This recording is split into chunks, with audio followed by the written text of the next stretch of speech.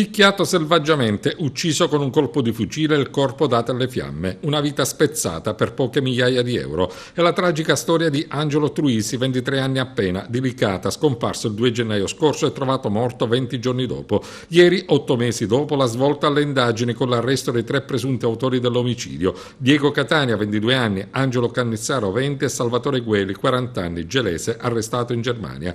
L'operazione che ha portato all'arresto dei 3 presunti assassini è stata denominata Finzia. L'arresto è avvenuto in esecuzione di ordinanza di custodia cautelare emessa dal GIP Francesco Provenzano su richiesta firmata dal PM Carlo V.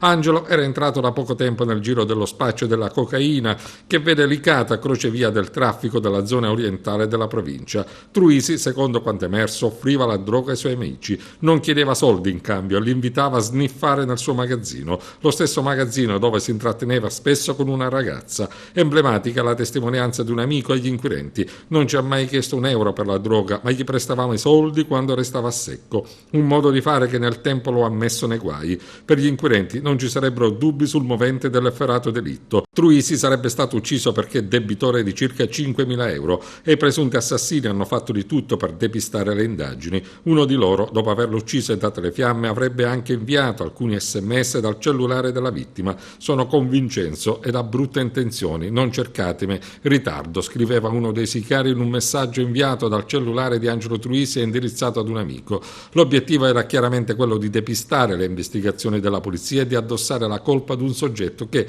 così come poi dimostrato dalle indagini, era estraneo alla vicenda. Lunedì potrebbero cominciare gli interrogatori di garanzia dei 3.